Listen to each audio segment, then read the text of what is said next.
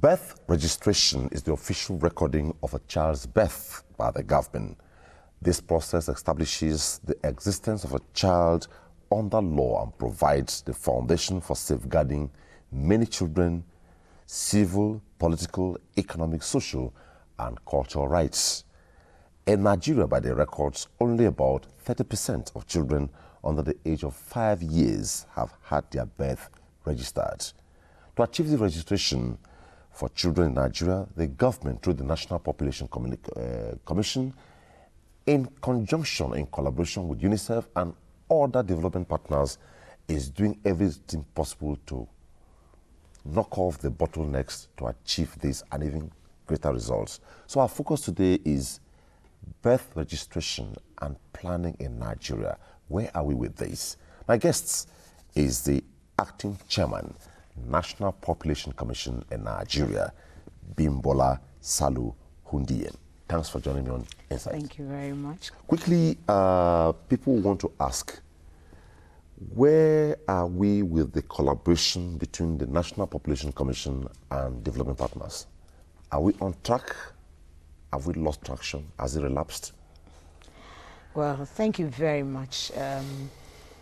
I would have wanted a question that relates directly to where are we regarding birth registration of our children in Nigeria. Because with or without collaboration with the development partners, we must register our children. We'll get to that. Thank you. You know, because the National Population Commission is the only government agency that is empowered constitutionally to register the birth, death of people who are born and who die in Nigeria. So it is a constitutional duty which we must perform. Because it's such a humongous duty, we collaborate with our development partners like the UNICEF, you have the UNFPA, the USAID, to carry out this. Just like we collaborate with them on a lot of surveys that we carry out. For example, currently, the survey that we call Verbal and Social Autopsy, that's VASA for short, is ongoing in the country. This has to deal also with children. But this is based on a previous survey that we had conducted in conjunction with our development partners. That one is called the National Demographic Health Survey. It's based on that we are now doing the VASA. From that, we discovered that children under 5, the rate at which they are dying is not the best for the country. It's quite high. And now what we're doing with the VASA is we'll visit those households that we had sampled during the NDHS to say, okay, your child died before the child was 27 days old. We call such ones neonatal. If the child dies within 6 months, that's infant mortality. And then we have children between that period and under 5. So we'd like to know the causes. VASA basically is a causal effect. It's a causal survey. That's how I would call it, either causal or causation, any grammar you want. We want to find out the causes of death in those households. You know, it is through this data that the government can begin to make policies and they can begin to plan and then make sure that these policies and plannings are implemented to save the lives of our future. Our children are our future. We don't want them to be dying. They should survive and live better lives because we're all going to hand over to them. So that is it. So regarding your question on birth registration, we are actually still collaborating with UNICEF. I must say they've been very wonderful. And despite that, we still have huge backlog. But what we are looking at doing now at the National Population Commission, because we realize that the birth registration, like you did say in the introduction, what all that means is that it is a foundational identity. Nobody is known until you're born. And how you're known is the name they call you at birth. Nobody grows up to 18 before they begin to call you. When you're born, your people, our culture, they say, oh, this child is named, if they are twins, for example, in Yoruba land, they say, oh, these are twins. These ones bring in their names from heaven. So you have Taiwo and Kendi. That's a foundational identity. If they are not, they name them Bimbo, Ngozi, Hawa. It's a foundational identity. And that is an identity that the United Nations has said it's a universal human right. Every human being on earth must have a foundational identity. And that foundational identity is strictly tied to where you're born. This is how the national demographics are defined. If you're born here, that child is born here, and the parents are from here, then we say the child is a Nigerian. So how do you infuse this with planning? How we do that is, once we are able to give government that foundational data, for example, I can tell you it's real time. You can go online and check what we have now with UNICEF. We can tell you how many children are born in a particular month in a state. So if the governor, or let me say government of that state, looks at it and says, okay, I have 10 children born in my state this month, and in the last 6 months, I've had another 10, 10, 10, for example. Then, you know, that year you have 60. Maybe the next year again, you also have 60. So as you're saying now, if you go to your portal, yes, and click. Not NPC portal, Okay. is a special portal that we have for birth registration. That? It's called, it's a lengthy thing, okay, but I can give it to you before but as we speak, if you go to that portal, you check. You can have an updated data across the country. Yes, of how many children were born. It's an online, it's a real-time portal, so you can see that. And then we give this data to the government, and the government looks at it and says, okay, in the last 2 years, I've had 20 children born all over the Federation. That means I must begin to plan in terms of education, primary school that can accommodate 20 children. That means if 2 were born in the South, 10 in the North, that means I must have more primary schools in the North in the next 2 years than in the South. And then after 6 years, we would also let you know how many children have been able to go through these primary schools. And then the government will also be able to plan, okay, these ones must be in secondary school before 6 years. So you see, because for any nation to experience accelerated, and I mean every word I'm saying here, incremental, predictable and sustainable progress, which will be irreversible, you must use data. This is what we do. We generate data for policies, for plannings, for implementations, and then for monitoring as well. Data tells the government where you are, where you can be, and how you can get there.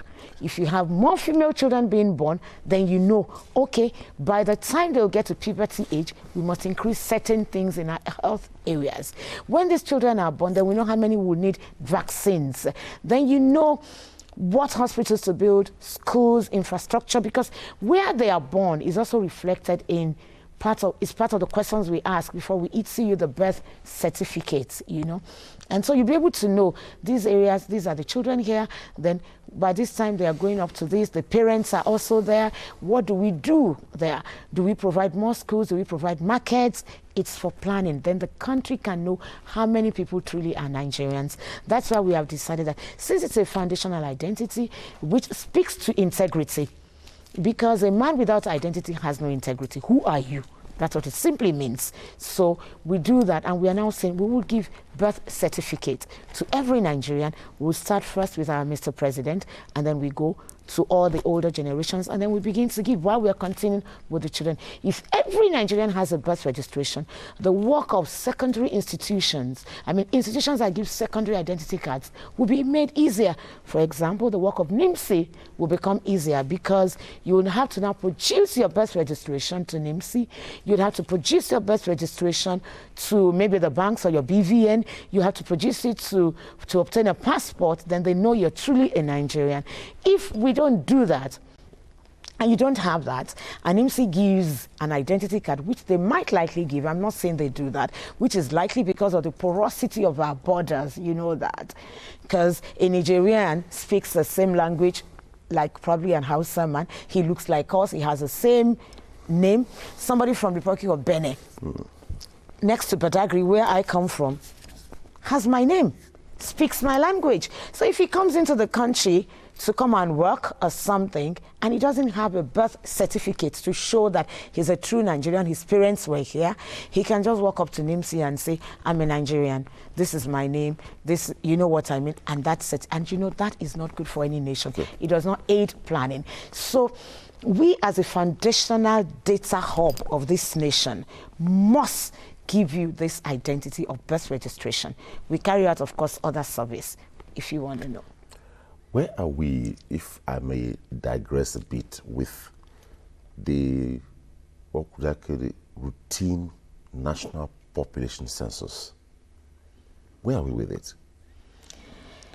That's a huge question, but I can say, I know why you're asking that question. I've been asked this question several times. Because I can be sure this interview will not be complete without that question. It's okay. I can tell you now that the National Population Commission has recognized its role as the warehouse of national data, constitutionally so empowered.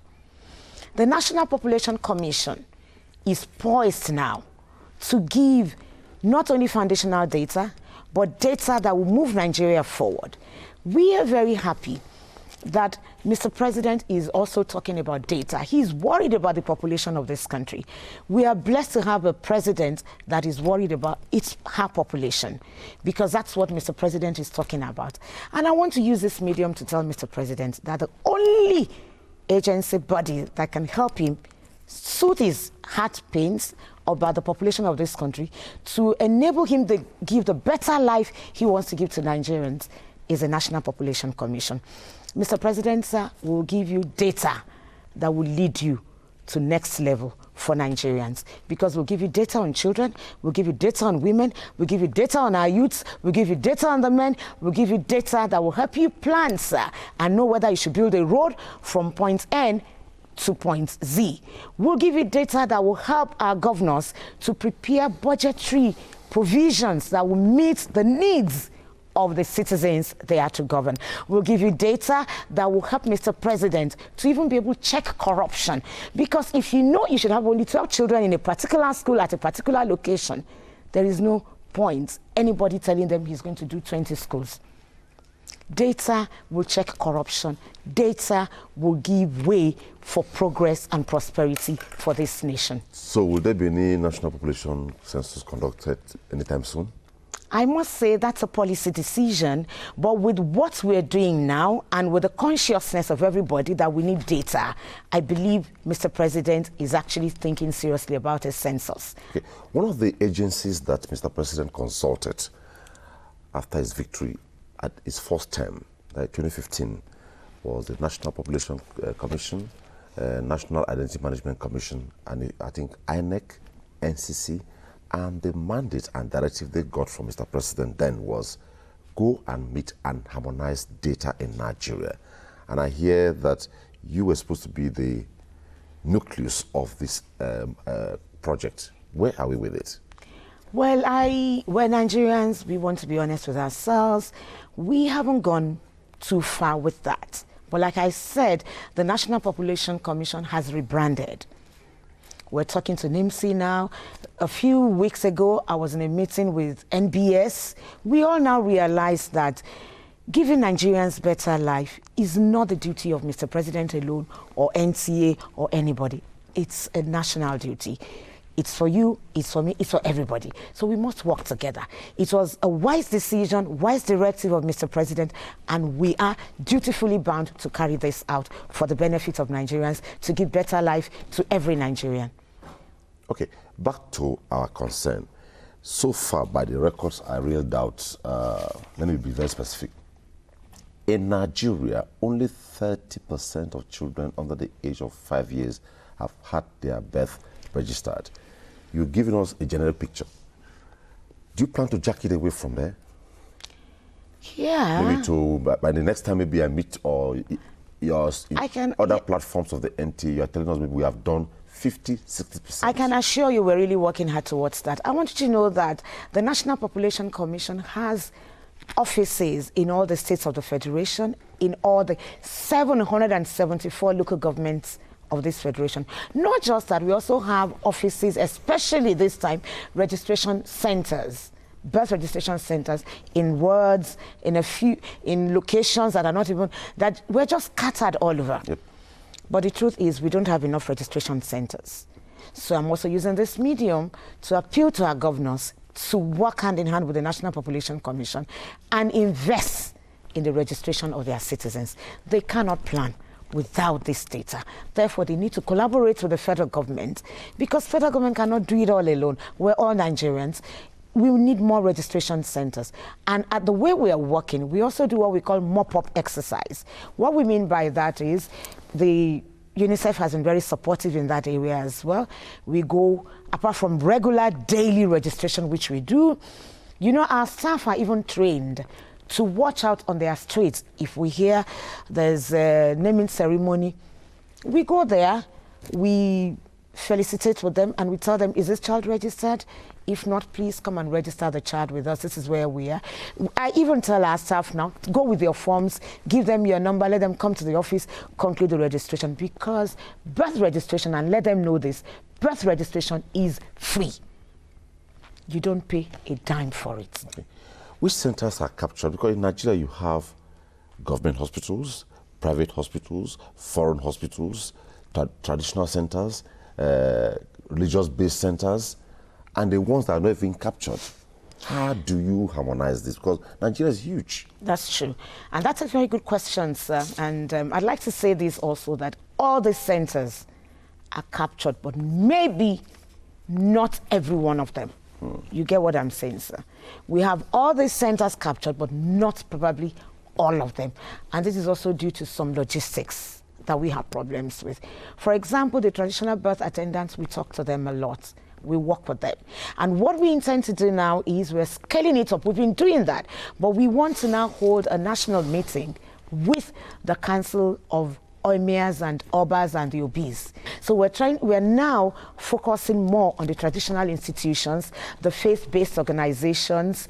And I must also say this to all our hospitals, a lot of them have not cooperated with us. Why? The reason is some of them don't think our staff should be in their hospital.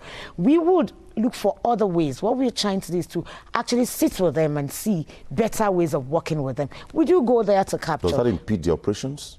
In a way, it does, because sometimes these people, when they give birth, like, I'll be honest with you, I didn't even have a National Population Commission birth certificate for my children until many years after. A lot of elites don't even know. It's even the rural area, because we work more there, that we give these things to. Elites, because you have your child in a good hospital, there's a birth certificate. It's when you now go to, like, the embassy or somewhere, and they insist on National Population Commission, oh, they are there, I didn't know that, you know. So we're also trying to build more on our advocacy with all these organizations. You can't ever do more than enough. Nigeria is a big country. Nobody manages this country based on estimates, extrapolations, and all that. We must have data, and we are poised to provide this data. But we need more empowerment from Mr. President. He's done a lot for us, but we are Olivertis. We're asking for more, because we want to make Mr. President happy. We want to give him the solution to the problem of Nigeria. Data will give solution to insurgency problems, because we deal with migration, you know. It will give solution to even corruption. Just like you said, we can't have enough all the time. We can't have all the time to discuss this. I believe maybe we'll have an opportunity to discuss this. Bimbola Salu Hodinye. Thank you. So that's having you on Insight. Thank you very much. Don't go away. We have the media review segment next on Insight. Stay with us.